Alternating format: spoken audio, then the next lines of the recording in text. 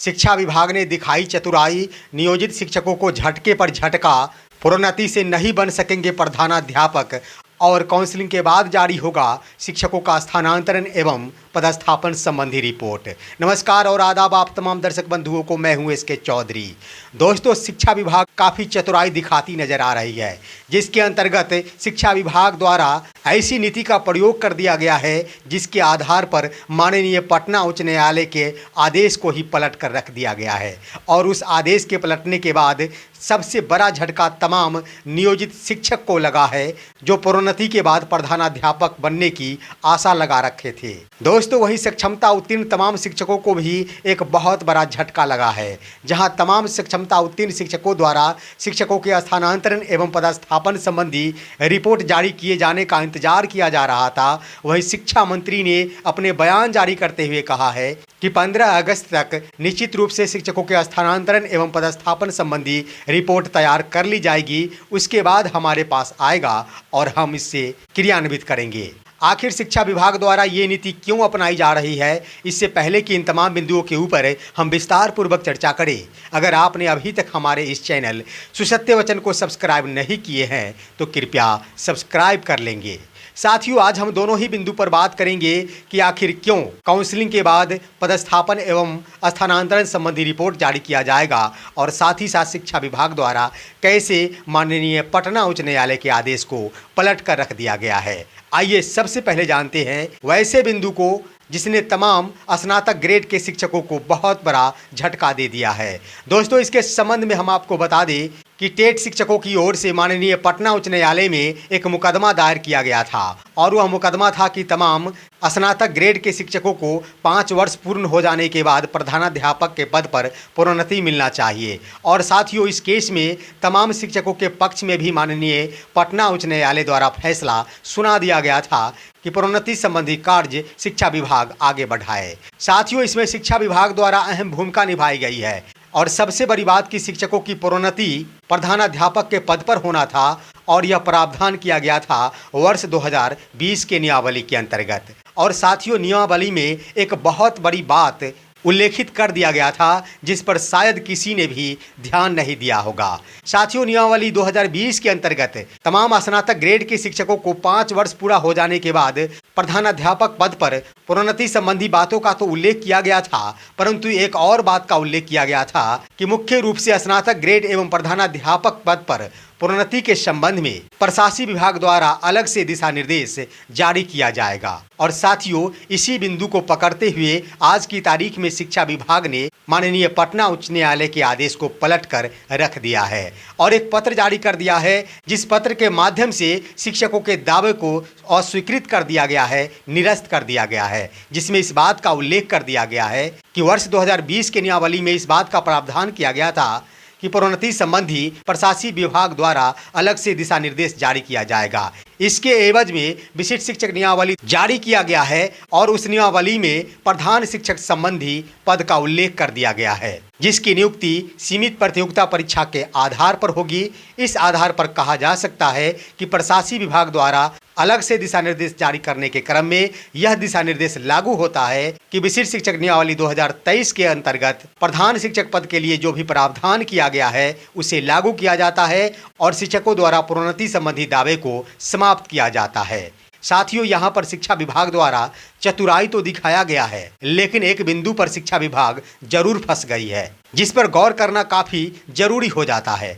और वह यह है कि साथियों, जो भी पत्र जारी किया गया है उसमें इस बात का उल्लेख किया गया है कि शिक्षक संघ की ओर से स्नातक ग्रेड के शिक्षकों को 5 वर्ष पूरा हो जाने के बाद प्रधानाध्यापक के पद पर प्रोन्नति देने का प्रावधान है, जिसे शिक्षा विभाग द्वारा नहीं दिया गया है। यानी शिक्षकों द्वारा यह मुकदमा दायर किया गया था और शिक्षा विभाग पर आरोप लगाया गया था कि शिक्षा विभाग द्वारा 5 वर्ष क्या 10 वर्ष पूर्ण हो जाने के बाद भी प्रोन्नति संबंधी लाभ शिक्षकों को नहीं दिया गया है। साथियों, यहाँ पर गौर करने की बात यह है कि शिक्षकों द्वारा प्रधानाध्यापक पद की मांग की गई थी, न कि प्रधान शिक्षक पद की। आप सभी अवगत है कि प्रधान शिक्षक और प्रधानाध्यापक दोनों ही 2 पद है। प्रधान शिक्षक जो कि प्राथमिक कक्षा के लिए यानी 1 to 5 की कक्षा के लिए है, वहीं प्रधानाध्यापक 1 to 8 के लिए लागू होता है या फिर 6 to 8 के लिए लागू होता है। यानी जितने भी आज की तारीख में मध्य विद्यालय हैं वहाँ प्रधानाध्यापक का पद है, वहीं 1 से 5 के प्राथमिक विद्यालय हैं वहाँ प्रधान शिक्षक का पद होगा।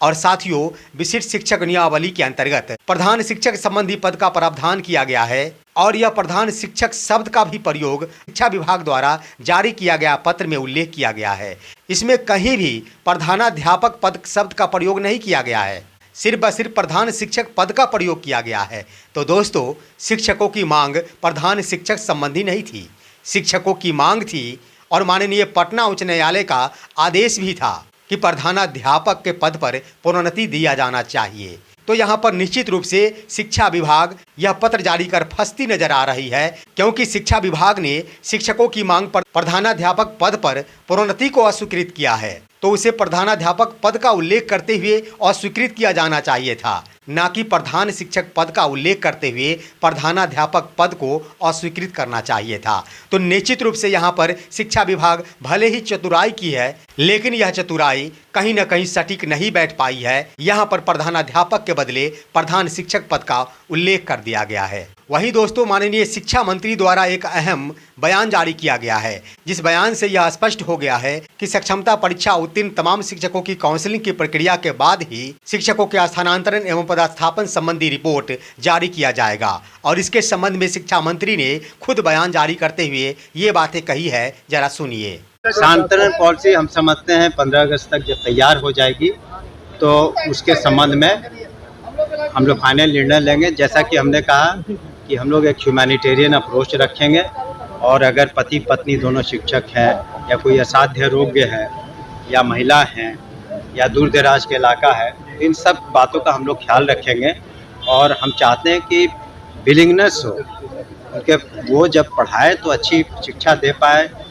छात्र छात्राओं को। यानी इन बातों से स्पष्ट हो गया है कि पहले काउंसलिंग की प्रक्रिया करा ली जाएगी, उसके बाद ही आखिर समिति द्वारा क्या रिपोर्ट तैयार किया गया है, काउंसलिंग की प्रक्रिया के बाद ही शिक्षकों को इससे रूबरू कराया जाएगा। और ये भी बात सत्य है कि जिन शिक्षकों द्वारा काउंसलिंग की प्रक्रिया में भाग ले लिया जाएगा वैसे शिक्षकों को निश्चित रूप से आवंटित विद्यालय में योगदान करना होगा। जहां हम आप सभी को बता दें कि ढेर सारे ऐसे शिक्षक थे जो इस आशा में बैठे थे कि आखिर शिक्षा विभाग की समिति द्वारा पदस्थापन एवं स्थानांतरण के बिंदु पर क्या रणनीति बनाई जाती है, पहले इससे अवगत हो लिया जाएगा, उसके बाद ही काउंसलिंग की प्रक्रिया में भाग लिया जाएगा। क्योंकि माननीय पटना उच्च न्यायालय का आदेश है कि शिक्षक चाहे तो नियोजित शिक्षक बने रह सकते हैं और उनकी इच्छा हो तो विशिष्ट शिक्षक भी बन सकते हैं। तो इन बिंदुओं पर विराम लगाती नजर आ रही है शिक्षा विभाग और शिक्षकों को यह जानने का अवसर और समय नहीं दे रही है कि आखिर विशिष्ट शिक्षक बनने के लिए कौन सी नीति का निर्धारण किया गया है। उससे पहले ही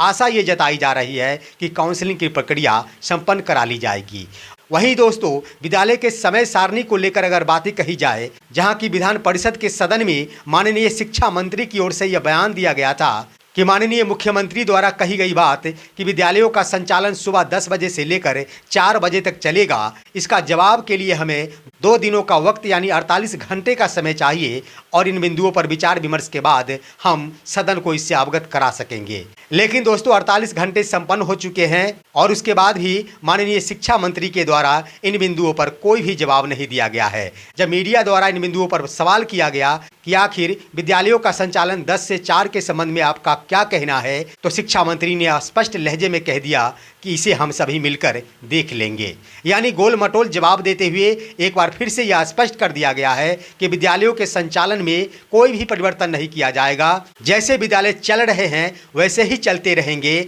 और जैसे विद्यालय के समय सारणी को लेकर भाजपा नेता सम्राट चौधरी की ओर से भी 2 दिनों का समय लिया गया था, ठीक उसी प्रकार शिक्षा मंत्री के द्वारा भी इन बिंदुओं पर 2 दिन का समय लिया गया है, जहां सम्राट चौधरी द्वारा आज तक उसका जवाब नहीं दिया गया। संभावना ये जताई जा रही है कि शिक्षा मंत्री द्वारा भी इसका जवाब नहीं दिया जाएगा। फिलहाल आज की खबर बस इतना ही। आप सभी हमारे इस वीडियो को लाइक करते हुए तमाम दोस्तों के पास शेयर करेंगे और अब दीजिए अपने ही दोस्त इसके चौधरी को इजाज़त। जय हिंद, जय भारत।